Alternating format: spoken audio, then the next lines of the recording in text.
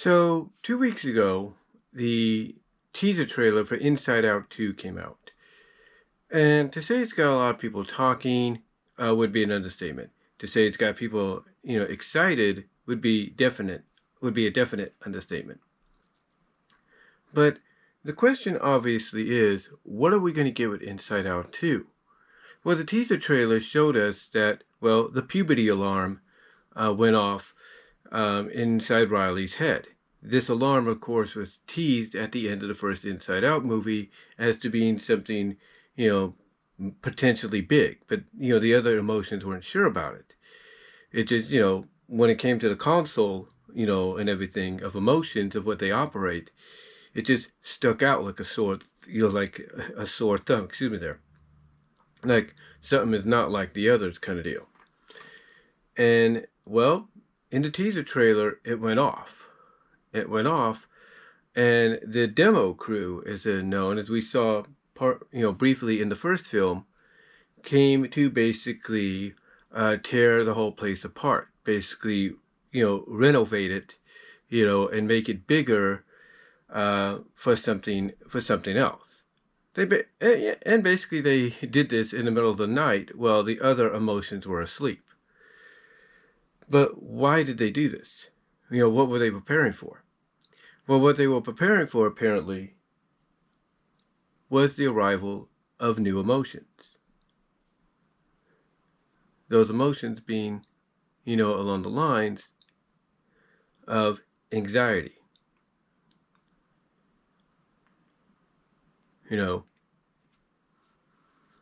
Anxiety, embarrassment, envy, and emu, or boredom, or lackadaisy, laziness, if you will.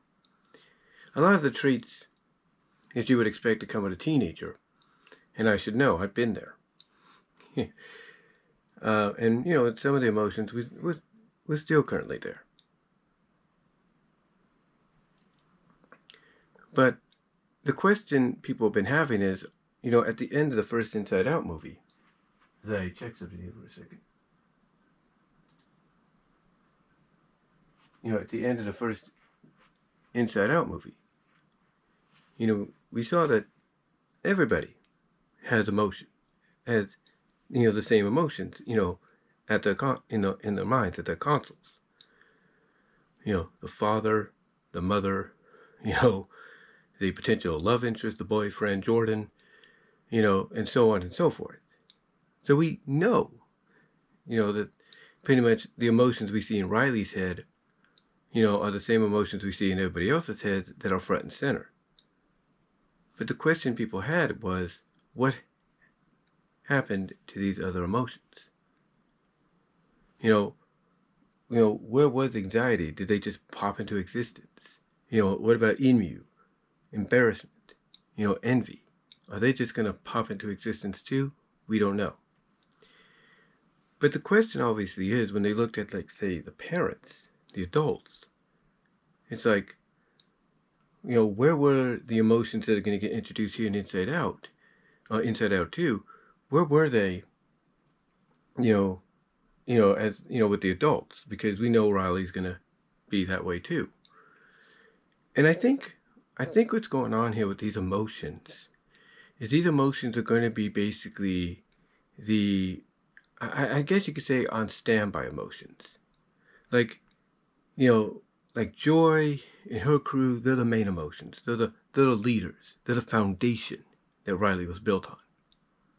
And now all these other emotions are coming in, and they're going to be basically different layers of Riley being built upon that foundation.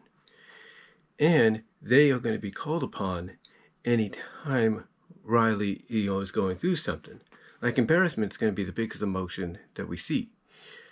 And, obviously that's because when you're a teenager, boy or girl, you get embarrassed by your parents or something, or something else that you might feel embarrassed about. The same with, anxiety. You get that stage of the teenager, you get very anxious about stuff, like anxious of your first real date. Like, we saw Riley go on a date in the short Riley's date, but not a real date. Like, at the end they kiss and basically, hey, they're boyfriend girlfriend now, and stuff like that makes things awkward for the parents.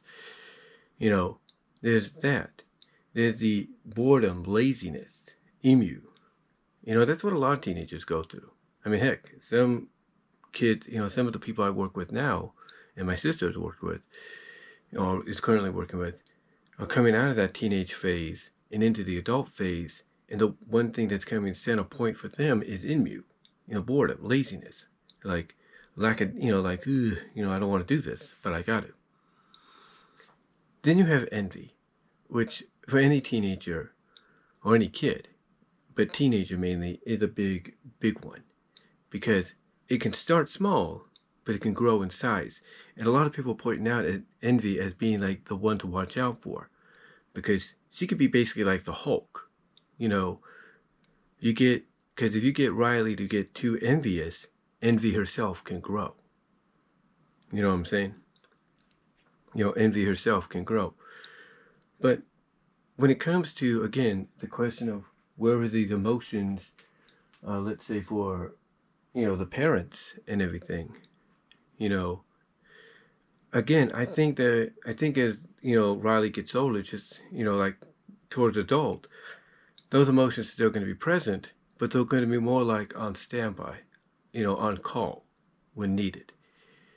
And I think that's going to be a good, direction to go in, for them to be on call, to basically be like, hey, Joy needs anxiety. I need you here right now because something's about to happen, and looks like she's heading in that direction. She needs you.